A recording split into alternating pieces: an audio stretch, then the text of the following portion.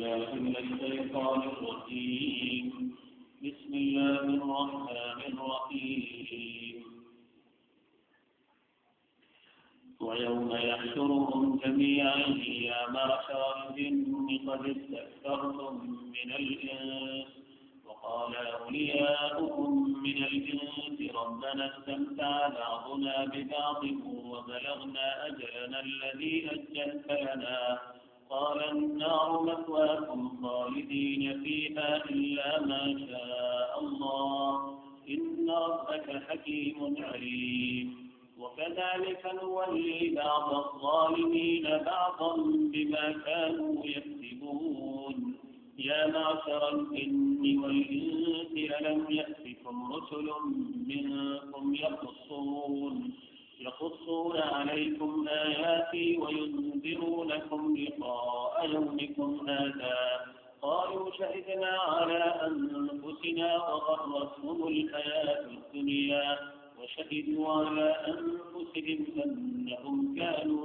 كافرين ذلك أن لم يكن ربك مهلك القرى بظلم وأهلها غافلون ولكل درجات مما عملوا وما ربك بغافل عما يعملون وربك الغني ذو الرحمة يشاء يذهبكم ويستخلف من بعدكم ما يشاء كما أنشأكم من ذرية قوم آخرين إنما توعدون لآت وما أنتم بمعجزين قل يا قوم اعملوا على مكانتكم إني عامل فسوف تعلمون من تكون له عاقبة الدار إنه لا يفلح الظالمون.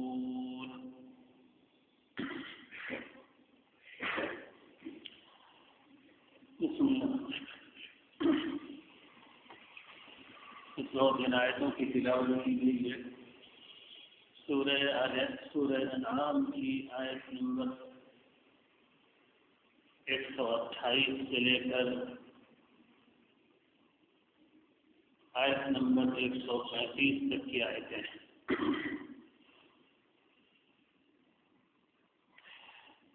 اس سے پہلے جن آیات کا سلسلہ چل رہا تھا اس میں یہ مضمون بیان ہوتا چلا آ رہا تھا کہ اللہ تعالیٰ کی طرف سے یہ نظام طے ہے کہ دنیا میں کچھ لوگ انبیاء علیہ السلام کی دعوت پر ایمان لاتے ہیں اور اللہ تعالیٰ ان کو ہدایت عطا فرماتے ہیں. یہ وہ لوگ ہوتے ہیں جو اپنے نفسانی تقاضوں اور اپنے برے جذبات پر کنٹرول کر کے حق کی دعوت کو قبول کرتے ہیں.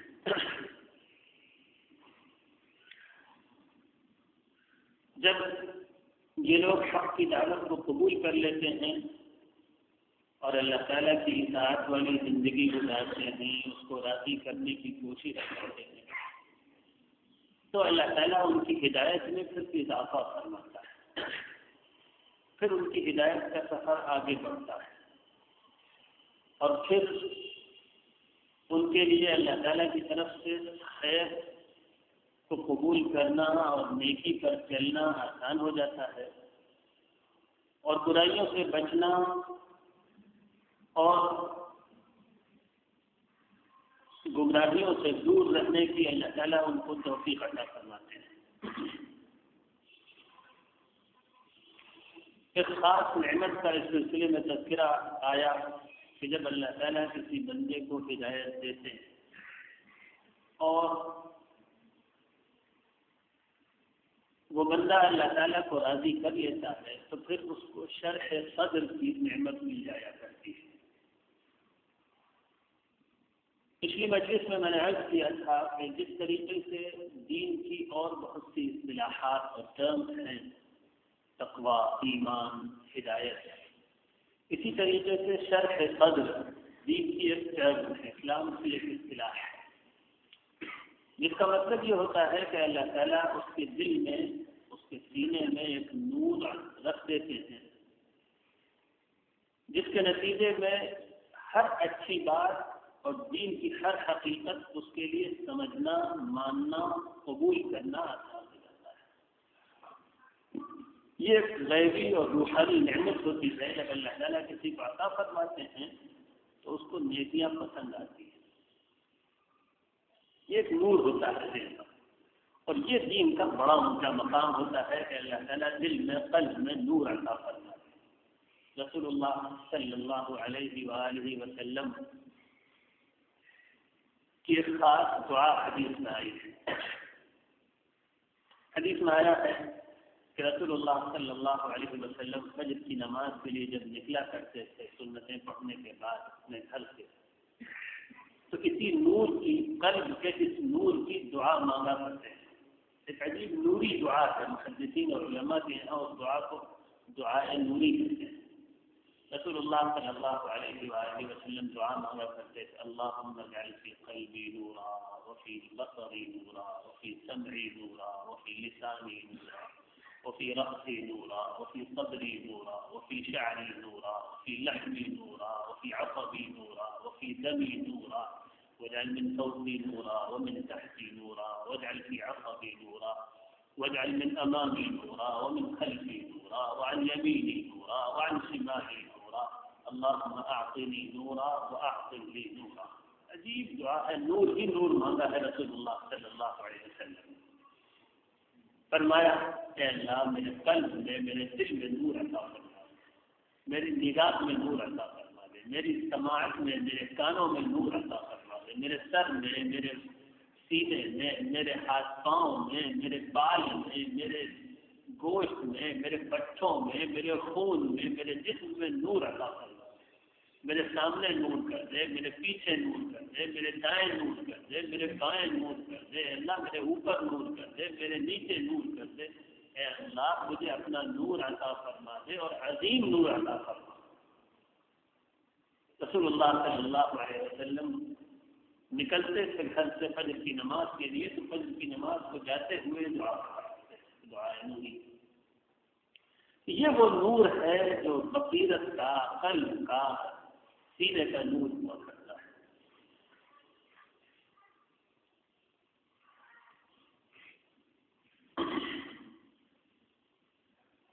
جب یہ نور عطا ہو جاتا ہے تو اپنے آپ دل کھلائیوں میں لگ جاتا ہے، اپنے آپ نیکیاں کرنا، عبادت کرنا، راتوں کو اٹھنا، اللہ کی دعا مانگنا، حرام چیزوں سے بچنا، برائیوں سے نفرت کرنا، یہ سب کچھ آسان ہو جاتا ہے۔ بعض علماء نے اس کے لیے ایک بڑی اچھی تعبیر اختیار فرمایا بعض علماء نے، دین کے اعمال طبعی اعمال بن جاتے ہیں۔ جس طریقے سے ہم کو سونے کے لیے جدوجہد نہیں کرنی پڑتی ہے صحت مند آدمی کو، جب وقت آتا ہے تو سو جاتا ہے، اور سو کے جاگنے کے لیے کوئی محنت مشکل اور اپنے آپ سے لڑنا نہیں پڑتا، جب وقت آتا ہے تو اٹھ جاتا ہے۔ کھانا کھانے کے لیے ہم سے کسی کو کہنا نہیں پڑتا، نہ ہمیں اپنے اوپر جبر کرنا پڑتا ہے کہ ہمیں کھانا کھانا ہے۔ اگر صحت مند آدمی ہے تو کھانا بڑی سہولت سے کھاتا ہے۔ بالکل اسی طریقے سے اللہ تعالیٰ یہ حقیقی کیفیت اس بندے کو، اپنے مقرب بندوں کو عطا فرما دیتے ہیں کہ طاعات طبعی اعمال بن جاتی ہیں۔ اللہ کی اطاعت والے کام، دینی کام طبیعت بن جاتے ہیں، فطرت بن جاتے ہیں۔ انسان ہم لوگوں کو حرام سے بچنے میں اپنے آپ کو بہت ماننا پڑتا ہے، روکنا پڑتا ہے، جدوجہد کرنی پڑتی ہے۔ جب شرح صدر عطا ہو جاتا ہے تو حرام کی طرف طبیعت مائل ہی نہیں ہوتی، بجائے اس کے کہ اپنے آپ کو روکنا پڑے۔ اگر کوئی شخص کسی وجہ سے اپنے آپ کو مجبور کرنا بھی چاہے تو اس کو بڑا انتباہ ہوتا ہے، تکلیف ہوتی ہے، الجھن ہوتی ہے، کہاں میں پھنس گیا۔ تو یہ چیز ہے شرح صدر۔ اللہ تعالیٰ جب عطا فرما دیتا ہے تو پھر بجائے اس کے کہ تہجد کے لیے اٹھنا اور فجر کے لیے اٹھنا مشکل ہو، اگر کبھی ناغہ ہو جاتا ہے کسی مجبوری سے تو بڑی تکلیف ہوتی ہے، نہ اٹھنا مشکل ہے۔ ایک حدیث میں آتا ہے رسول اللہ صلی اللہ علیہ وسلم سے کسی نے پوچھا شرح صدر کسے کہتے ہیں؟ شرح صدر کسے کہتے ہیں؟ سینے کا دل کے لیے کھل جانا کیسے کہتے ہیں؟ فرمایا رسول اللہ صلی اللہ علیہ وسلم نے دل دنیا سے بے رغبت ہو جائے اور آخرت کا شوق پیدا ہو جائے. دل دنیا سے بے رغبت ہو جائے اور آخرت کا شوق پیدا ہو جائے. لکھنے کا پچھلی مجلس میں جو جن آیات کی تشریح تھی ان میں ایک مضمون یہ بیان ہوا تھا کہ جن بندوں کو اللہ تعالیٰ ہدایت عطا فرماتا ہے اور پھر وہ وفاداری کے ساتھ اللہ کے دین پر چلتے ہیں تو سب کے قدر کی دولت ان کو عطا ہوتی ہے. اور اس کے برخلاف دوسرا ایک گروہ دنیا میں ایسے انسانوں کا ہوتا ہے جو اللہ تعالیٰ کی نافرمانی کرتے ہیں، اپنے نفسانی تقاضوں پہ چلتے ہیں، اپنے نفس کے اور شیطان کے کہنے پر عمل کرتے ہیں، تو اللہ تعالیٰ ان کو حزب الشیطان بنا دیتا ہے. اب وہ شیطان کی پارٹی کے رکن ہو جاتے ہیں، اب وہ شیاطین کے ساتھ چلتے ہیں اور پھر ان کے دلوں پر مہر لگتی ہے، دل سخت کر دیے جاتے ہیں، ہدایت کے دروازے ان کے لیے بند کر دیے جاتے ہیں. یہاں تک کہ حال یہ ہو جاتا ہے کہ اچھائیاں برائی لگنے لگتی ہیں اور برائی اچھائی نظر آنے لگتی ہے. ان کے اوپر اللہ تعالیٰ کی ایک خاص لعنت یہ ہوتی ہے کہ زین لہم سوء اعمالہم، ان کو برائیاں اچھی نظر آنے لگتی ہیں. افمن زین لہ سوء عملہ فرآہ حسنا، جس کے اوپر اللہ تعالیٰ کی طرف سے یہ پھٹکار ہوتی ہے کہ اس کو اپنے برے عمل اچھے لگتے ہیں. اور اگر ہم اپنی گرد و پیش کی دنیا پر نظر ڈالیں تو انسانوں کی اکثریت ایسی ہے جن کو قبائح، نہایت گندے اعمال، برائیاں، فواحش اور منکرات اچھے لگتے ہیں. وہ ڈنکے کی چوٹ پر ان برائیوں کا دفاع کرتے ہیں اور پوری دنیا کے انسانوں کو ان برائیوں میں ملوث کرنے کے لیے سر سے لے کر پاؤں تک اور ایڑی سے لے کر چوٹی تک کا زور لگاتے ہیں. یہ کون لوگ ہیں؟ یہ دعاۃ علی ابواب جہنم ہیں، جن کو رسول اللہ صلی اللہ علیہ وسلم نے فرمایا کہ انسانوں کی بڑی تعداد ایسی ہوتی ہے جو جہنم کے دروازوں پر داعی ہوتے ہیں، بلا رہے ہوتے ہیں انسانوں کو، آؤ جہنم میں آؤ، جہنم میں آؤ. اور زیادہ صفائی کے ساتھ اگر چلنا چاہیں اور متعین کرنا چاہیں اس کردار کے لوگوں کو کہ دنیا میں یہ کردار کن کو تفویض کیا ہے اللہ تعالیٰ نے، کہ شیطان کے ایجنٹوں کو دیا گیا ہے.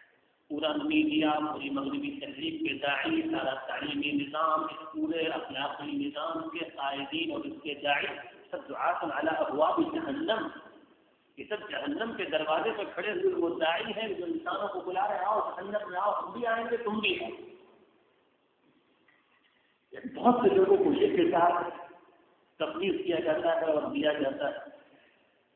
اللہ تعالیٰ نے ان لوگوں کے بارے میں فرمایا ان کے ساتھ ہم شیاطین کو لگا دیتے ہیں اور یہ شیطان کے ایجنٹ بن جاتے ہیں اور شیطان ان کا دوست ہوتے ہیں اور یہ شیطان کے دوست ہوتے ہیں. قیامت کے دن ان دوستوں کو کھڑا کیا جائے گا، شیاطین اور انسانوں میں سے ان کے دوست، ان سب کو کھڑا کیا جائے گا. اور اس کے آگے کی آیتیں اب آ رہی ہیں، وَيَوْمَ يَحْشُرُهُمْ جَمِيعًا، جب انسانوں اور جنوں کے ان دونوں شیاطین کے گروہوں کو اور شیطانوں کو اور ان کے انسانوں میں کے دوستوں کو جو پورے طور پر ان کے پیچھے چلتے تھے اور شیاطین کے طریقوں کو انہوں نے اپنی زندگی کا طریقہ بنا لیا تھا، قیامت میں ان سب کو کھڑا کر دیا جائے گا. اور کیا کہا جائے گا؟ سب سے پہلے اللہ تعالیٰ شیاطین کی طرف مخاطب ہوں گے اور فرمائیں گے یا معشر الجن قد استكثرتم من الجنس، اور جنوں تم نے بہت سے انسانوں کو گمراہ کیا. تم نے کہا تھا، تمہارے بابا آدم ابلیس نے پہلے ہی دن کہا تھا وَلَا تَجِدُ أَكْثَرَهُمْ شَاكِرِينَ، تم اللہ انسانوں کی ایک بڑی تعداد کو، بہت سے انسانوں کو اپنی اطاعت کرنے والا اور اپنی نعمتوں کا حق ادا کرنے والا نہیں پائیں گے. تو آج وہ بات سچی ہو گئی اور ایک بہت بڑی تعداد شیاطین تمہارے ساتھ آ گئی. وقال أولياؤهم من الإنس ربنا استمتع بعضنا ببعض وبلغنا أجلنا الذي أجلت لنا. اب یہ جو انسانوں میں کے لوگ ہوں گے جو شیاطین کے پیچھے چلنے والے ہوں گے، شیاطین کے ایجنٹ ہوں گے، جو شیاطین کی دعوت کو دنیا میں چلانے والے ہوں گے اور انسانوں کو گمراہ کرنے والے ہوں گے، یہ عرض کریں گے اللہ ہم شیطانوں کے دوست، ہم نے شیطانوں نے اور جنوں نے ہم سے فائدہ اٹھایا اور ہم نے جنوں سے فائدہ اٹھایا. اس درس کی مجلس میں بارہا یہ قرآن کے حوالے سے یہ بات بیان ہو چکی ہے کہ ہر دور میں حزب الشیطان کے جو لوگ ہوتے ہیں، انسانوں میں سے جو لوگ گمراہیوں کے داعی ہوتے ہیں اور دنیا میں برائیاں پھیلانے والے ہوتے ہیں، کہیں قرآن ان کو کہتا ہے اکابر مجرمین، ہر ملک کے بڑے بڑے مجرمین، کہیں قرآن ان کو شیاطین الانس کہتا ہے، انسانوں کے شیطان، کہیں قرآن ان کو اولیاء الشیطان کہتا ہے، شیطانوں کے دوست، کہیں قرآن ان کو اولیاء الطاغوت کہتا ہے، طاغوت کے ساتھی۔ یہ وہ لوگ ہوتے ہیں جو دنیا میں ظلم، گمراہی، برائی، فساد، لوٹمار، معاشی استحصال، اس نظام کے نقیب ہوتے ہیں، اور پوری دنیا میں یہ اس کے سب سے بڑے مدافع ہوتے ہیں ظلم کے اس نظام کے۔ قرآن مجید نے ایک راز یہ بتایا ہے کہ پوری دنیا کے جو سب سے بڑے مفسدین اور ہر علاقے کے جو سب سے بڑے گمراہیوں اور برائیوں کے امام ہوتے ہیں، چاہے وہ شرک کے امام ہو، چاہے وہ ظلم کے امام ہو، چاہے وہ بڑے سیاستدان ہو، قرآن کہتا ہے ان کا براہ راست شیاطین سے تعلق ہوتا ہے، ان کا براہ راست شیاطین سے تعلق ہوتا ہے اور شعوری تعلق ہوتا ہے۔ ان کے پہلے آپس میں قائم ہوتی ہیں، دونوں ایک دوسرے کی مدد کرتے ہیں، اور شیاطین ان کی کیسی مدد کرتے ہیں؟ قرآن مجید نے بتایا کہ ہر طرف مدد کرتے ہیں، آئیڈیاز وہ ان کو دیتے ہیں، پلان وہ بنا کر دیتے ہیں، اپنی جنات کی طاقت کے ذریعے وہ ان کی مدد کرتے ہیں، یہاں تک کہ جنگ کے میدان میں باقاعدہ وہ ان کی مدد کے لیے آتے ہیں، جنگ کے میدان میں ان کی مدد کے لیے آتے ہیں۔ قرآن نے صاف کر دیا کہ جنگ کے میدان میں سامنے کھڑے سے پہلے ہاں جب اللہ تعالیٰ اہل ایمان کی مدد فرمانا چاہتا ہے تو فرشتوں کو اتار دیا جاتا ہے، اور جب فرشتے آ جاتے ہیں تو پھر شیطانوں کی سفتی گم ہو جاتی ہے اور دل دبا کر بھاگ جاتے ہیں۔ سب قرآن نے کھول دیا ہے، اور اگر کوئی قرآن کی روشنی میں اس وقت کے حالات کا اور موجودہ زمانے کے ائمۃ الکفر، کفر کے اماموں کے حالات کا جائزہ لے اور کچھ کھوج بین کرے کہ کفر کی اس طاقت کا راز کیا ہے، تو زیادہ کھوج بین کرنے کی ضرورت نہیں اور بہت زیادہ ذہانت کی ضرورت نہیں، پورے ثبوت اس کے مل جائیں گے، کچھ معلومات اس بات کی جمع ہو جائیں گی کہ اصلاً شیاطین کی طاقت ہے، اپنے شیاطین کی طاقت اور ان کی مدد سے سارا کام ہوتا ہے۔ وہ آئیڈیاز دیتے ہیں، وہ اس دعوت کو، جس دعوت کو دنیا میں ائمۃ الکفر پھیلانا چاہتے ہیں، شیاطین پھیلاتے ہیں، اور جتنے ان کے انسانوں میں سے وہ لوگ ہوتے ہیں جو ان کا ساتھ دینے والے ہوتے ہیں، وہ سب شیاطین جمع ہو جاتے ہیں۔ یہ جو کفر کی لام بندی اس وقت ہو رہی ہے، اس وقت کی دنیا میں جو کفر کی لام بندی ہو رہی ہے، تو پوری دنیا کے چپے چپے اور کونے کونے میں ہر کافر اور ہر بدتماش شخص اور خدا کا ہر دشمن ایک زبان بولتا ہے۔ شیطان اعظم سے جو بات پھیلائی جاتی ہے منٹوں میں پوری دنیا سے کفر کی زبان پر نظر آتی ہے، اس کے تحت شیاطین کے مخفی لشکر کام کر رہے ہیں۔ باقاعدہ وہ مخفی تنظیمیں جو شیاطین کی عبادت پر قائم ہیں، جن میں شیاطین کی عبادت ہوتی ہے باقاعدہ، اور شیاطین کے ایجنٹ جن کے بالکل ٹاپ لیول پر ہوتے ہیں، وہ تنظیمیں دنیا کی ساری بڑی حکومتوں پر اپنے شکنجے گاڑ چکی ہیں اور ناخن پیوست کر چکی ہے۔ کوئی سیاستداں، کوئی بڑی ایجنسی، کوئی بڑا آفیسر ان کی مرضی کے خلاف چل نہیں سکتا۔ یہ صورتحال ہوتی ہے۔ وقت کیا ہوتا ہے؟ شیاطین ان کی مدد کرتے ہیں، یہ شیاطین کا ایجنڈا پورا کرتے ہیں۔ شیاطین ان کی مدد کیا کرتے ہیں؟ دنیا میں بڑے عہدے دلاتے ہیں، مال دولت کی ریل پیل کرتے ہیں، اور وہ جو سارے وقتی جادو وغیرہ کے سلسلے کے کام شیاطین کی مدد سے انجام پاتے ہیں، وہ سب کچھ ہوتا ہے۔ قیامت کے دن دونوں گروہ کہہ دیں گے کہ اللہ، ہم نے دونوں نے ایک دوسرے کے کام کیے، دونوں نے ایک دوسرے سے فائدہ اٹھایا، اور اس کے بعد پورے اعتراف کے ساتھ، بڑی شرمندگی کے ساتھ کہنا یہ چاہیں گے کہ موت آ گئی، اپنے وقت پر ہم دنیا سے رخصت کر دیے گئے، اور آپ کے اجل نے پکڑ لیا ہے اللہ، اب آپ کے حضور میں حاضر ہیں، کہنا چاہیں گے کہ معافی کی درخواست پیش ہے، لیکن قبل اس کے جو معافی کی بات کریں اللہ تعالیٰ کی طرف سے بات کاٹ دی جائے گی، خبردار اللہ مثواکم، اب جہنم ہے تمہارا انجام، انسانوں اور جنوں دونوں کے شیاطین سے کہہ دیا جائے گا، خالدین فیہا الا ما شاء اللہ۔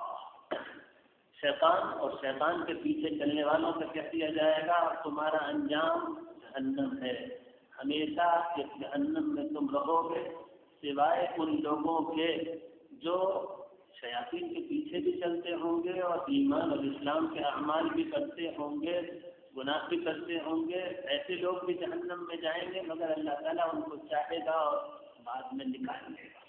باقی وہ لوگ جو ایمان نہیں لائے وہ ہمیشہ کے لیے جہنم میں ڈال دیے جائیں گے۔ ان ربک حکیم علیم۔ وَكَذَلِكَ نُوَلِّي بَعْضَ الظَّالِمِينَ بَعْضًا بِمَا كَانُوا يَكْسِبُونَ۔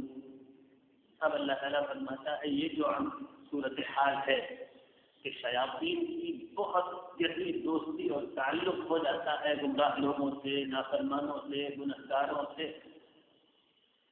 فرمایا اللہ تعالیٰ نے کہ سنت ہے ہماری یہ، قانون ہے ہمارا یہ کہ نافرمانوں اور ظلم کرنے والوں کو ہم ایسے ہی لوگوں اور ایسے ہی شیاطین کا دوست بنا دیا کرتے ہیں۔ بہت ڈرنے کی بات بھی ہے اور بہت آنکھیں کھولنے والی بات بھی ہے۔ انسانوں میں کے وہ لوگ جو شیطانوں کی اطاعت کرتے ہیں اور گناہ کرتے ہیں، ہم شیطانوں کو ایسے لوگوں کا دوست بنا دیتے ہیں۔ اب شیاطین ان کے ساتھ رہتے ہیں، ہر وقت وہ ان کے دلوں پر پہرا بٹھائے رہتے ہیں، کوئی اچھی بات اس پر اثر نہ کر دے، کسی نیک بات کا ان پر کوئی اثر نہ پڑ جائے، شیاطین ان کے دلوں پر اپنا پہرا بٹھا دیتے ہیں۔ وَكَذَلِكَ نُوَلِّي بَعْضَ الظَّالِمِينَ بَعْضًا بِمَا كَانُوا يَكْسِبُونَ۔ یہ جو نظر آتا ہے قیامت میں جو نظر آئے گا کہ انسانوں اور جنوں کے سب لوگوں کو جمع کر لیا جائے گا اور پوچھا جائے گا اور اعتراف کریں گے کہ ہاں ہم سب نے ایک دوسرے سے فائدہ اٹھایا، جنہوں نے ہم سے اپنا کام کرایا اور ہم نے اپنا کام ان کا کام خود کیا۔ فرمایا اللہ تعالیٰ نے اصل بات یہ ہے کہ دنیا میں جو لوگ برے کام کرتے ہیں، گناہ کرتے ہیں، ان کا شیاطین سے تعلق ہو جاتا ہے، شیاطین کا ان کا جوڑ بٹھا دیتے ہیں ہم۔ وَكَذَلِكَ نُوَلِّي بَعْضَ الظَّالِمِينَ بَعْضًا بِمَا كَانُوا يَكْسِبُونَ۔ اور ایسا یہ ہماری طرف سے سزا ہوتی ہے، گناہوں کی ایک سزا یہ ملتی ہے کہ جو شخص بار مستقل گناہ کرتا ہے، توبہ نہیں کرتا، شیاطین اس کے ساتھ لگا دیے جاتے ہیں، اب بیچارہ کہاں رکھ جائے گا۔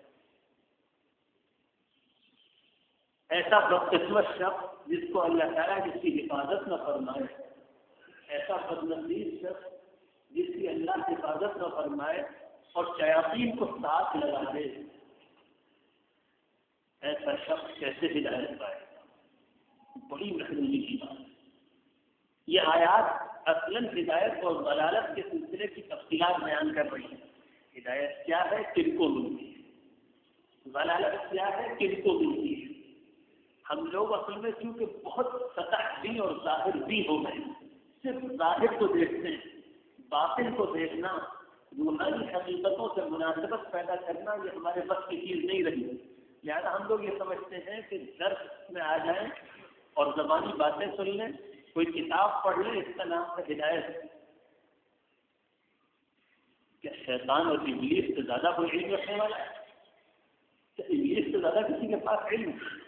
ہم جن چیزوں پر غیب ایمان بالغیب لاتے ہیں اس کا وہ شہود و حضور تھا، اس نے جنت دیکھی تھی، اس نے فرشتوں کو دیکھا تھا، اس نے آسمان کی دنیا کو دیکھا تھا، اللہ تعالیٰ کا قرب حاصل تھا، گمراہ کر دیا گیا، توفیق سلب کر لی گئی، چھین لی گئی توفیق۔ قرآن مجید بہت تفصیل سے بات بیان کرتا ہے کہ بات جان لینے سے بہت آگے کی ہے، بات جان لینے سے بہت آگے کی ہے، صرف جان لینا کافی بالکل نہیں۔ اللہ تعالیٰ کی رحمت سے ایسا حصہ پانا کہ اس کی طرف سے توفیق مل جائے، اللہ تعالیٰ کی طرف سے ایسی نظر عنایت حاصل کر لینا کہ شیاطین سے حفاظت کر لی جائے، اور ساری زندگی اس ڈر کے ساتھ گزارنا کہ کہیں اللہ تعالیٰ اپنی نظر عنایت ہٹا نہ لے اور پھر شیاطین کو مسلط نہ فرما دے۔ بما كانوا يكسبون، گناہوں کے نتیجے میں ہم یہ کام کرتے ہیں کہ ظلم کرنے والوں یعنی گناہ کرنے والوں کو اور ظلم کرنے والوں کو شیاطین کا دوست بنا دیتے ہیں، اب شیاطین کے ساتھ جوڑے۔ کئی قرآن مجید فرماتا وَقَيَّضْنَا لَهُمْ قُرَنَاءَ فَزَيَّنُوا لَهُم مَّا بَيْنَ أَيْدِيهِمْ وَمَا خَلْفَهُمْ، جو لوگ اللہ تعالیٰ کی نافرمانی والی زندگی، گناہوں والی زندگی، سرکشی اور عناد والی زندگی گزارتے ہیں، ہم کھڑا کر دیتے ہیں ان کے جوڑی دار۔ یہ کون ہوتے ہیں جوڑی دار؟ شیاطین ہوتے ہیں۔ ہم ایسے گناہگاروں کے ساتھ شیاطین کھڑے کر دیتے ہیں، اب وہ قریب بالکل ساتھی بن جاتا ہے، ہر وقت وہ شیطان کے گناہگار کے ساتھ لگا دیا جاتا ہے۔ پھر تو ایسے ہی شیطان پیچھا نہیں چھوڑتا، پھر اللہ تعالیٰ کی طرف سے لگایا ہوا شیطان جس کو اللہ ہی مسلط کر دے کسی انسان پر، کیا ہوگا پھر اس کا انجام؟ کیا کرتے ہیں وہ شیطان؟ فَزَيَّنُوا لَهُم مَّا بَيْنَ أَيْدِيهِمْ وَمَا خَلْفَهُمْ، یہ گناہگار لوگ جس گناہ کی دنیا میں بستے ہیں اور جن گناہوں کو اوڑھنا بچھونا بنائے ہوئے رہتے ہیں، جن گناہوں کی غلاظت اور ناپاکی کو یہ شیاطین ان کے اوپر ایک خاص عمل کرتے ہیں کہ ان لوگوں کو پھر وہی اپنے گرد و پیش کی دنیا اچھی لگنے لگتی ہے، وہی گناہوں والی دنیا اچھی لگنے لگتی ہے۔ ذرا غور کیجیے، کیا یہ بالکل صاف نظر نہیں آتا ہے؟ انتہائی غلاظت اور ناپاکی کی دنیا، گناہوں کی نہایت قریب المنظر، اور ایک ایسی دنیا جس سے نفرت پیدا ہونی چاہیے، ایسے دل مست ہوتے ہیں اور شیاطین اس بری طریقے سے مسلط ہوتے ہیں کہ وہی اپنے گرد و پیش کی دنیا گناہوں والی ایسی رہنے لگتی ہے۔ یہ کہاں سے ہوتا ہے؟ ایک مسلمان گھر کا انسان ایمان والوں کے یہاں پیدا ہوا، اب اس کا حال یہ ہے کہ اس کو فلمیں اچھی لگتی ہیں، اس کو میوزک اور ناپاکی اور گانے اچھے لگتے ہیں، اس کو بے پردگی اچھی لگتی ہے، اس کو صبح کو دیر سے اٹھنا اچھا لگتا ہے، اس کو نماز پڑھنا برا لگتا ہے، اس کو یہ اچھا نہیں لگتا کہ وہ صالح اور نیک لوگوں کے بیچ میں بیٹھے، اس کا دل ایک وحشت محسوس کرتا ہے، اس کو لا کے یہاں بٹھا دیجیے، وحشت محسوس ہوتی ہے، کہاں ہے ہم؟ یہ کیا چیز ہے؟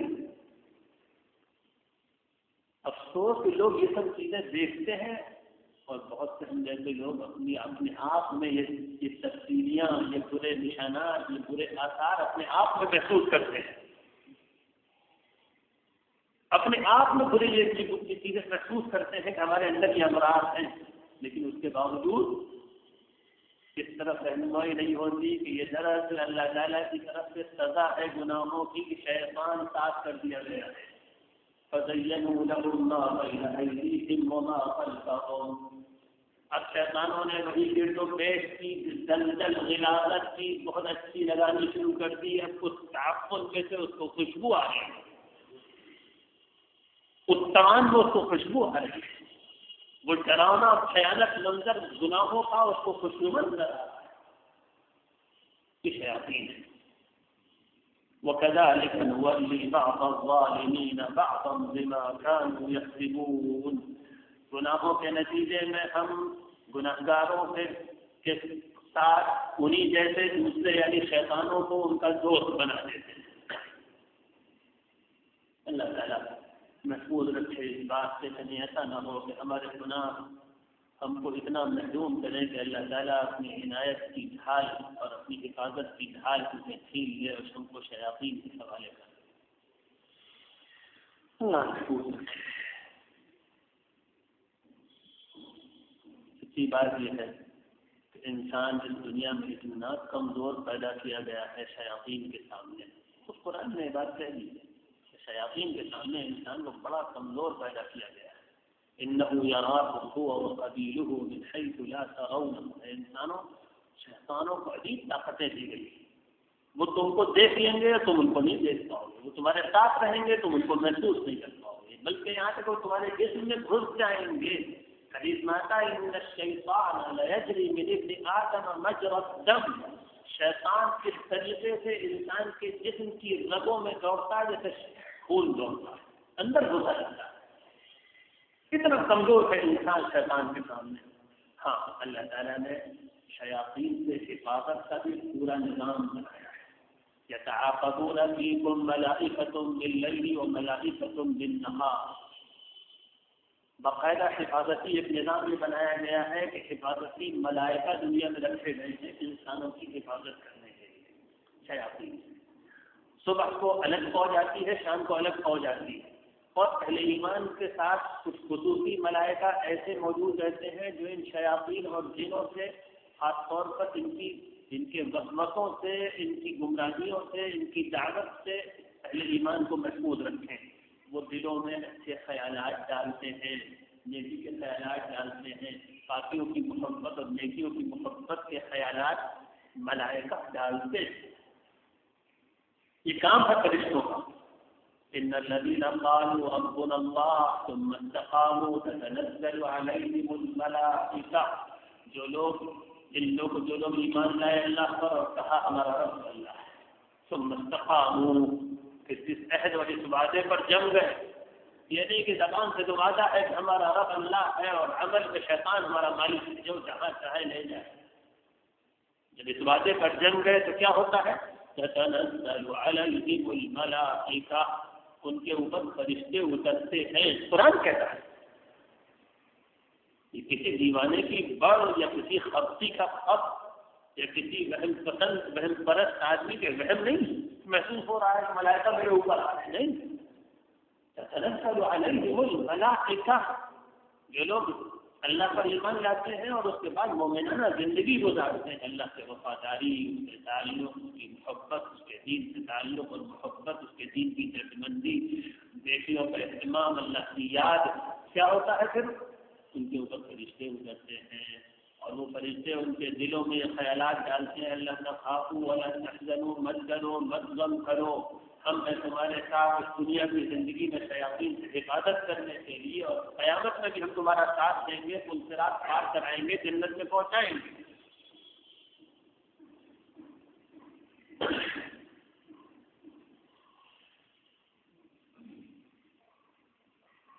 اب ہمارے ہاتھ میں ہے ہم اللہ تعالیٰ کی طرف سے ملائکہ کی حفاظت کے سائے میں آ جائیں یا اپنے آپ کو اللہ کے احسان سے محروم کر دیں اور شیاطین کے ہاتھ میں اپنی قسمت کی بات جوڑ دیں. اللہ تعالیٰ توفیق عطا فرمائے. کہا جائے گا قیامت کے میدان میں, حشر کے میدان میں, او دنوں اور او انسانوں, کیا تمہارے پاس تم میں سے بھی رسول نہیں آئے تھے جو ہمارے احکام تم کو پڑھ پڑھ کر سناتے تھے اور تم کو آج کے دن یعنی قیامت کے دن سے ڈراتے تھے؟ کیا ایسے رسول نہیں آئے؟ اور اگر آئے تھے تو پھر تم کیوں گمراہ ہوئے اور کیوں تم نے اپنے لیے جہنم خریدی؟ قالوا شہدنا علی انفسنا. اس دن سارے انسان اور سارے جن اعتراف کر لیں گے, اے اللہ ہم اپنے خلاف خود گواہی دیتے ہیں. اے اللہ کوئی عذر ہمارے پاس نہیں کرتا. اے اللہ کوئی عذر نہیں, کوئی بہانہ نہیں, ہم جھٹلا بھی نہیں سکتے آپ کی بات. تو ہاں آئے تھے رسول, آیا تھا رسول, آپ کے احکام ہم تک پہنچائے تھے اور رسول نے پہنچائے. اور رسول کے بعد رسول کی قیامت کا جو سلسلہ آپ نے انسانوں میں جاری فرمایا, رسول کے پیغام کو انسانوں تک پہنچانے والا اور اس کے دین کی دعوت دینے والوں کی ایک گروہ ہر زمانے میں موجود رہا اور ہم تک آپ کے دین کی دعوت پہنچی اور آپ کے حکم پہنچے. ہم اعتراف کرتے ہیں شہدنا علی انفسنا, ہم اپنے بارے میں خود گواہی دیتے ہیں کہ ہم گمراہ تھے, ہم نے گناہ کیے, ہم نے اپنے پاؤں میں کلہاڑی ماری ہے. اللہ ہمارے خلاف کسی دوسرے کو گواہ کھڑا کرنے کی ضرورت نہیں. وغرتهم الحیاۃ الدنیا, اب اللہ تعالیٰ ایک جملے میں کہتا ہے اصل بات کیا تھی، وَغَرَّتْهُمُ الْحَيَاةُ الدُّنْيَا، یہ جو لوگ جہنم کے مستحق ہوئے یہ اس لیے مستحق ہوئے کہ دنیا کی زندگی نے ان کو دھوکہ دے دیا تھا۔ جتنی مخلوق جہنم میں جائے گی، جتنے لوگ گناہ کرتے ہیں، ایک جڑ اور بنیاد ہے اس تک۔ ہر گناہگار کے گناہ کی بنیاد دنیا سے دھوکہ کھانا ہے۔ وَغَرَّتْهُمُ الْحَيَاةُ الدُّنْيَا، دنیا کی زندگی نے دھوکہ دے دیا تھا، یہ سمجھ لیا تھا یہاں کا فائدہ اصل فائدہ ہے، یہ دھوکہ کھا لیا تھا کہ یہاں بہت دن رہنا ہے، اس بات سے دھوکہ کھا گئے تھے کہ یہاں کا مزہ اصل مزہ ہے، اس چیز نے دھوکہ دے دیا۔ سارے گناہ انسان جو کرتا ہے اسی دھوکے کو کرتا ہے، سارا یہی مایا جال ہے، سارا یہی دھوکہ ہے کہ اس دنیا کی زندگی کو اہمیت کے قابل سمجھا انسان، حالانکہ یہ بالکل کوئی اہمیت نہیں ہے۔ بعض احادیث میں رسول اللہ صلی اللہ علیہ وسلم نے مثال بیان کی ہے کہ ایک سمندر کے سامنے ایک قطرے کی جو حیثیت ہوتی ہے، آخرت کی زندگی کے مقابلے میں اس دنیا کی وہ حیثیت ہی نہیں ہے۔ اور بات صحیح ہے، اس لیے کہ سمندر بہرحال محدود ہے، سمندر بہت بڑا ہے، بہت بڑا ہے، بہت پانی اس میں ہے، لیکن بہرحال اس کے پانی کی کوئی انتہا تو ہے، لیکن آخرت کی زندگی لامحدود ہے، ہمیشہ ہمیشہ ہے، اور لامحدود کا کوئی کمپیریزن ہو ہی نہیں سکتا کسی محدود کی، کوئی تناسب اس میں ہے ہی نہیں۔ وَغَرَّتْهُمُ الْحَيَاةُ الدُّنْيَا، سارا مسئلہ یہ ہے کہ دنیا کی لذت، دنیا کے پیسے کو یہ سمجھا کہ اس سے بہت ہمیں فائدہ مل جائے گا، اس لیے اس نے بے ایمانی کی۔ دنیا کی عزت کو یہ سمجھا کہ یہ میرے لیے بڑی اہم چیز ہے، اس لیے اس کے لیے جھوٹ بولا۔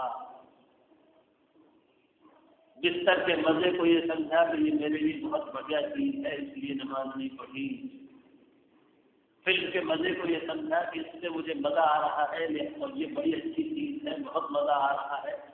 خیال بھی نہیں ہوا کہ اس کو چند منٹوں کا، چند ساعتوں کا مزہ ہے، اور جہنم کا عذاب اس سے بہت دردناک ہے۔ اس نے فلمیں دیکھی، اس نے گانے سنے، اس نے نگاہ کا زنا کیا، اس نے زبان کی برائیاں کی، اس نے کان کے گناہ کیے، کس لیے؟ وَغَرَّتْهُمُ الْحَيَاةُ الدُّنْيَا، دنیا سے دھوکہ کھا گیا، سارا دھوکہ اسی ہے۔ اللہ تعالیٰ اس دھوکے سے محفوظ ہے۔ وَشَهِدُوا عَلَىٰ أَنفُسِهِمْ أَنَّهُمْ كَانُوا كَافِرِينَ، اور اس دن وہ اپنے خلاف خود گواہی دے دیں گے کہ ہم تھے آپ کے ناشکرے اور نافرمان۔ ذَلِكَ أَن لَّمْ يَكُن رَّبُّكَ مُهْلِكَ الْقُرَىٰ بِظُلْمٍ وَأَهْلُهَا غَافِلُونَ، ہم نے یہ رسول اس لیے بھیجے کہ آپ کا رب انسانوں کو ظلم کر کے ہلاک نہیں کرتا ہے، انسانوں کو ہلاک بغیر ان کو آگاہ کیے نہیں کیا جاتا ہے، لہذا عذاب نہیں دیا جا سکتا کسی کو رسول بھیجے بغیر۔ اس لیے انسانوں پر حجت تمام کرنے کے لیے ہم نے رسول بھیج دیے، اور رسولوں کا پیغام انسانوں تک پہنچا دیا، تاکہ قیامت میں کوئی ہم سے یہ نہ کہہ سکے کہ ہم تک بات نہیں پہنچی تھی۔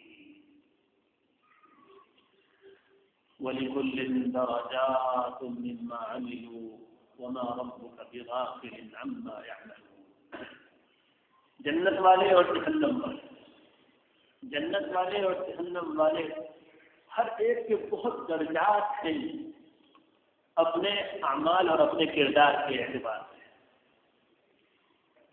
جو لوگ جنت میں جائیں گے وہ سب ایک جیسے نہیں ہوں گے، سب کو ایک جیسی نعمتیں اور ایک جیسا مرتبہ نہیں ملے گا، بلکہ بہت مرتبوں میں فرق ہوگا۔ الگ الگ لوگوں کو ان کے الگ الگ اعمال کے مطابق الگ الگ مرتبہ عطا فرمایا جائے گا، اور اسی طریقے سے جہنم میں جانے والوں کو الگ الگ عذاب دیے جائیں گے، الگ الگ طریقے کا الگ الگ مرتبہ ہوگا۔ قیدیوں کا جہنم. حدیث میں رسول اللہ صلی اللہ علیہ وسلم نے اس کی بڑی تفصیلات بیان فرمائی ہیں. اللہ تعالیٰ جن لوگوں کو جنت میں بھیجے گا، دنیا میں انہوں نے جیسے اعمال کیے ہوں گے، اللہ سے ان کا جیسا تعلق ہوگا، اس کے نتیجے میں ان کو الگ الگ مراتب عطا ہوں گے. حدیث میں آتا ہے رسول اللہ صلی اللہ علیہ وآلہ وسلم نے فرمایا کہ جنت والے جنت میں کس طریقے سے ان میں مرتبوں کا تفاوت اور دوری ہوگی. جنت والوں میں آپس میں ہوں گے سب جنت میں، سب کو اللہ تعالیٰ غیر معمولی نعمتیں عطا فرمائے. سب سے نچلے درجے کی جو جنت ہوگی اور سب سے نچلے درجے کی جنت کی جو نعمتیں ہوں گی وہ بھی ایسی ہوں گی کہ اس دنیا میں کوئی انسان آنکھیں بند کر کے ان کو سوچ بھی نہیں سکتا.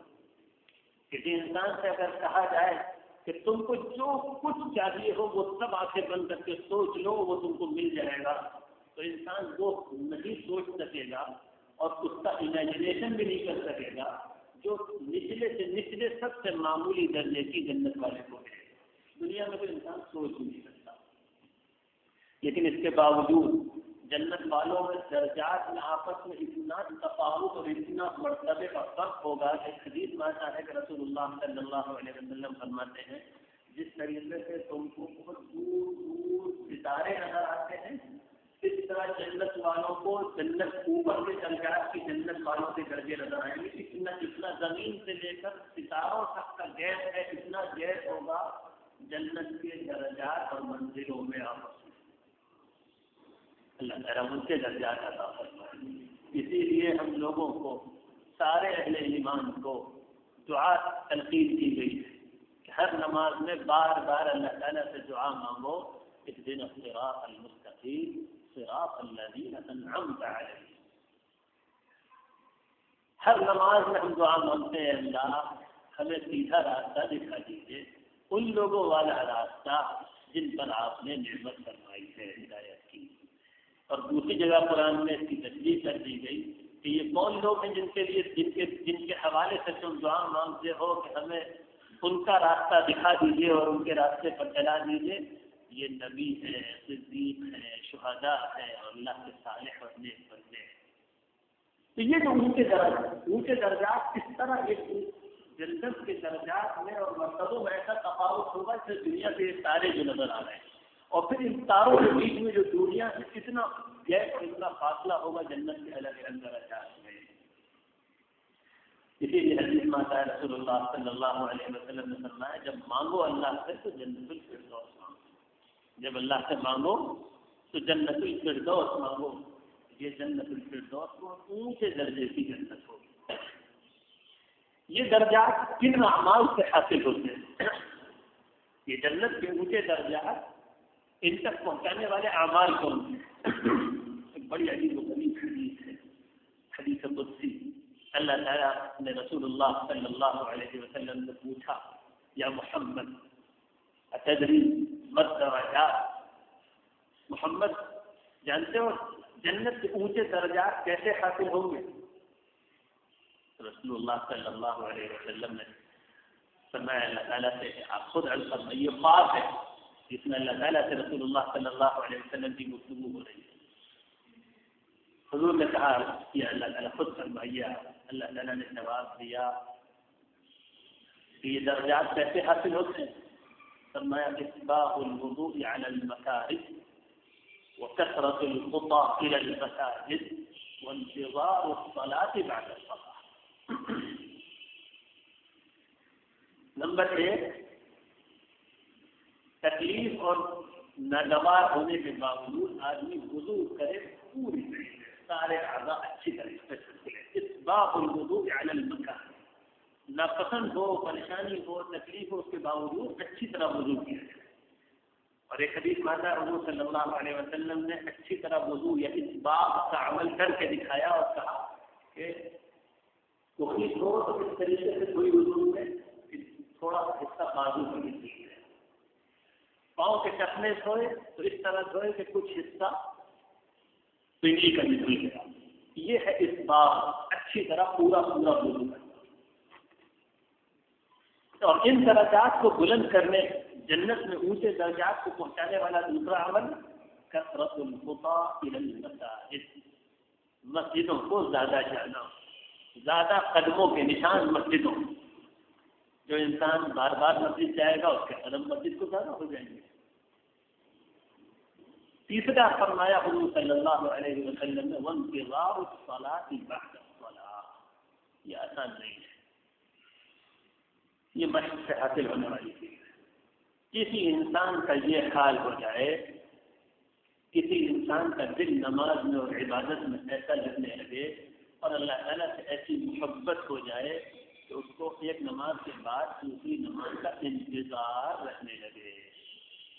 جس طرح ہم لوگوں کو اپنی لذیذ اور محبوب چیزوں کا انتظار ہوتا ہے، اب یہ کب ہوگا، یہ کب ہوگا، اس طریقے سے ایک نماز کے بعد دوسری نماز کا انتظار رہنے لگے. ان تین چیزوں کو اللہ تعالیٰ نے فرمایا یہ جنت کے اونچے درجات تک پہنچانے والے اعمال ہیں.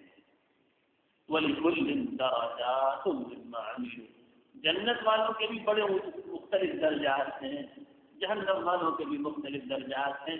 یہ جتنا بڑا ظالم اور سرکش اور خدا کا باغی، وہ جہنم کے اتنے نچلے گڑھ ہیں. اور جو اللہ تعالیٰ کا جیسا اطاعت شعار اور وفادار اور عبادت کرنے والا بندہ، وہ جنت کے اتنے اونچے مراتب حاصل کرنے والا. اللہ تعالیٰ جنت کے اونچے مقامات ہم سب کو عطا فرمائے اور ان مقامات کا شوق بھی عطا فرمائے اور ان تک پہنچانے والے اعمال کی بھی توفیق عطا فرمائے. جہنم کے درجات اور مراتب، اللہ، جہنم کا سب سے کم عذاب والا شخص وہ ہوگا. رسول اللہ صلی اللہ علیہ وسلم فرماتے ہیں جہنم کا سب سے کم عذاب والا شخص، سب سے کم عذاب والا شخص وہ ہوگا جس کو اس کے پاؤں میں جہنم کی آگ کے جوتے بنا دیے جائیں گے، صرف اور کچھ نہیں، صرف پاؤں میں جہنم کی آگ کے جوتے بنا دیے جائیں گے. بس اگر وہ دنیا کی آگ کے بھی ہو تو کیا ہوں گے؟ اگر کسی شخص کو کچھ نہ کیا جائے کہ اس کی انگلی اس کی ہر وقت آگ میں رہے، صرف اتنی انگلی، کیا ہوگا اس کا؟ دنیا کی آگ میں تو یہ ہوتا ہے کہ جب انسان جلتا ہے تو کچھ دیر کے بعد، جلنے کے بعد کھال مردہ ہو جاتی ہے، اور کھال مردہ ہونے کے بعد پھر تکلیف کا احساس اس میں نہیں رہتا. نہیں، قیامت میں ایک اور کام ہوگا. کلما نضجت جلودهم بدلناهم جلودا غيرها ليذوقوا العذاب. جب کھال جل جائے گی تو نئی کھال بنا دی جائے گی تاکہ پوری پوری تکلیف ہو. نئی کھال ہو، فوراً نئی کھال جائے گی تاکہ پوری بنے.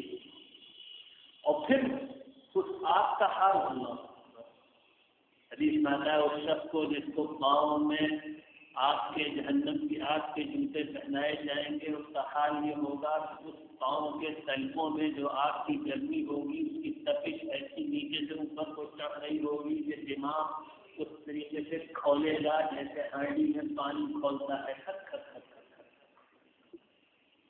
یہ جہنم کا سب سے کم عذاب پانے والا ہے. اور جہنم کے نچلے درجے کیسے ہوں گے، کتنی گہرائیاں اس میں ہوں گی، اللہ اکبر. ایک دن رسول اللہ صلی اللہ علیہ وسلم بیٹھے ہوئے تھے، دھڑام سے ایک آواز آئی. حضور نے فرمایا معلوم ہے کس چیز کی آواز اللہ تعالیٰ نے تم کو سنائی؟ صحابہ کرام نے کہا اللہ کے رسول مجھے معلوم نہیں، ہمیں معلوم نہیں کس چیز کی آواز. فرمایا حضرت آدم علیہ السلام کی پیدائش سے پہلے، غالباً یہی بات حضور نے فرمائی کہ حضرت آدم کی پیدائش سے پہلے جہنم کے اوپر سے چٹان جہنم میں ڈالی گئی تھی، پتھر کی، اس وقت وہ اس کی تھاک میں جا کر گری ہے. ہزاروں سال میں وہ چٹان اوپر سے نیچے تھاک میں پہنچی ہے اور اس وقت اس کے گرنے کی آواز ہے. ایک حدیث میں آتا ہے کہ بعض لوگوں کو اللہ تعالیٰ ان کی زبان کے گناہوں کی وجہ سے، صرف ہم لوگ زبان کے گناہ کو گناہ نہیں سمجھتے، جیسے جھوٹ بول دیا، جیسے غیبت کر دی، جیسے کا الزام لگا دیا، گالی بک دی، ان سب کو ہم گناہ نہیں سمجھتے. بعض لوگوں کو ان کے زبان کے گناہوں کی وجہ سے جہنم کے ایسے گہرے گڑھوں میں ڈالا جائے گا کہ جب ڈالے جائیں گے تو 70 سال بعد نیچے پہنچے گے۔ حدیث میں حضور صلی اللہ علیہ وسلم نے فرمایا کہ ایسے لوگوں کو جب ڈالا جائے گا جہنم میں تو نیچے گرتے گرتے گرتے اس کی تھاک اس وادی جہنم کی اس وادی اور گھاٹی کی تھاک میں پہنچنے میں 70 سال لگ جائے گا۔ یہ ہے جہنم۔ سورج اور چاند تو اس کے کونے میں پڑے ہوں گے۔ وَلِكُلٍّ دَرَجَاتٌ مِّمَّا عَمِلُوا، ہر ایک کا الگ مرتبہ ہے اپنے عمل کے حساب سے۔ وَمَا رَبُّكَ بِغَافِلٍ عَمَّا يَعْمَلُونَ، ارے محمد انسان جو کچھ بھی کرتے ہیں تمہارا رب کسی چیز سے غافل نہیں، سب کرتا ہے، سب معلوم، سب ریکارڈ ہے۔ وَرَبُّكَ الْغَنِيُّ ذُو الرَّحْمَةِ إِن يَشَأْ يُذْهِبْكُمْ وَيَسْتَخْلِفْ مِن بَعْدِكُم مَّا يَشَاءُ كَمَا أَنشَأَكُم مِّن ذُرِّيَّةِ قَوْمٍ آخَرِينَ۔ قریش کو اور رسول اللہ صلی اللہ علیہ وآلہ وسلم کے مخالفوں کو آخری دھمکی، قریش کو اور رسول اللہ صلی اللہ علیہ وسلم کے مخالفوں کو آخری دھمکی دے دی گئی اور کہا گیا تمہارا رب بالکل بے نیاز ہے، اس کو کسی کی کوئی ضرورت نہیں۔ تمہارا رب بالکل بے نیاز ہے، اس کو کسی کی کوئی ضرورت نہیں۔ یہ مکے والے یا قریش والے سمجھتے ہیں ہم تو کعبے کے متولی ہیں، ہم تو ابراہیم اور اسماعیل کی اولاد ہیں۔ تمہارا رب بالکل بے نیاز ہے، کسی ابراہیم کی اس کے ہاں کوئی حیثیت نہیں ہے، کسی اسماعیل کی اس کے ہاں کوئی حیثیت نہیں، وہ بے نیاز۔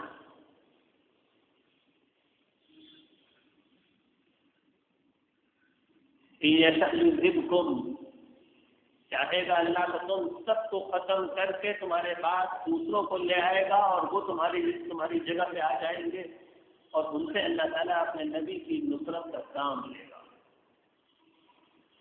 اگر تم اللہ کے دین کی مدد نہیں کرو گے، آیت اسلم تو قریش کے لیے ہوتی تھی لیکن ہم سب کے لیے ہے۔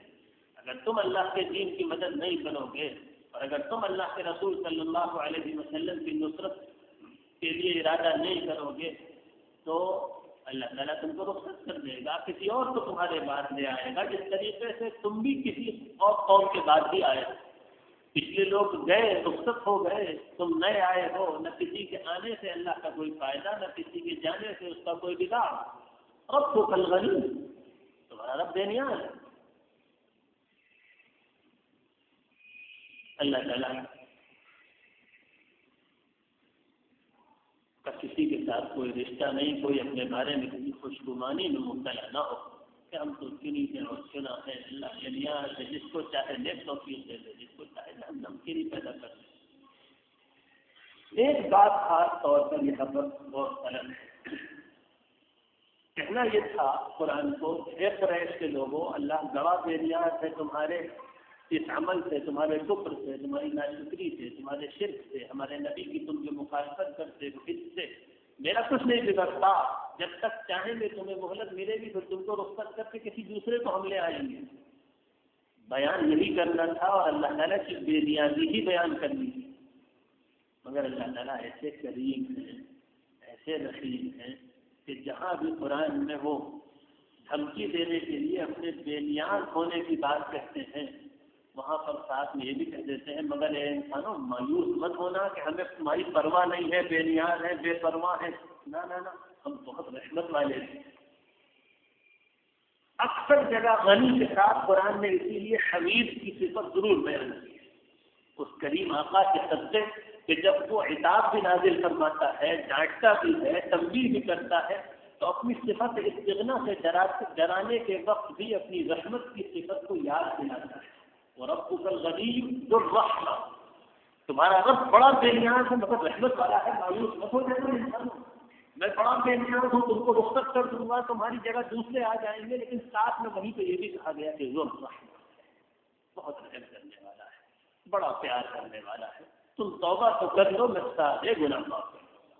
تم توبہ کر لو، تم اپنی اصلاح کر لو، تم اپنی پچھلی زندگی سے باز آ جاؤ، تم اپنی زندگی کا نقشہ بدلو، تو تم اللہ تعالیٰ کی اطاعت والی زندگی پر آ تو جاؤ۔ میں ایسا رحیم ہوں کہ میں سارے معاف کر دوں گا، بڑا رحمت والا ہوں، کسی میری بے نیازی ایسی بالکل نہیں ہے کہ کسی انسان کی مجھے پرواہ نہ ہو، بس اپنے سرکشوں کی مجھے پرواہ نہیں، باغیوں کی مجھے پرواہ نہیں، باقی کوئی کتنا بھی گنہگار ہو، سرکش اور باغی نہ ہو، مجھ سے معافی مانگے، میرے راستے پہ چلنے کی اپنے ہر کوشش کرے، 100 مرتبہ گرے گا ٹھوکر کھائے گا تو میں 101 مرتبہ اس کو اٹھا کے کھڑا کروں گا اور اس کو معاف کروں گا۔ انما توعدون لآت وما انتم بمعجزین، جو وعدہ ہے تم سے قیامت کا وہ تو ہو گیا، جس قیامت کے آنے کا وعدہ ہے اور جس حساب کتاب کا وعدہ ہے وہ تو آ کے رہے گا، اور انسانوں خدا کو ہرا نہیں پاؤ گے، وما انتم بمعجزین، اور اللہ کو ہرا نہیں پاؤ گے، نہ کہیں بھاگ پاؤ گے، نہ اس کو عاجز کر پاؤ گے، اس کے سامنے پہنچنا ہے اور اس کی بارگاہ میں، اس کی عدالت میں کھڑے ہو کر اپنے ایک ایک عمل کا جواب دینا ہے، جو وعدہ ہے وہ تو ہو کے رہے گا۔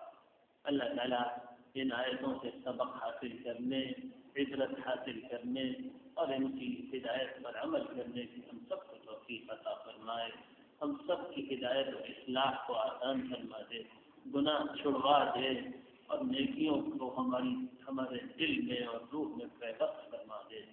سبحان اللہ وبحمدہ، سبحانک اللہم وبحمدک، نشہد ان لا الہ الا انت، نستغفرک ونتوب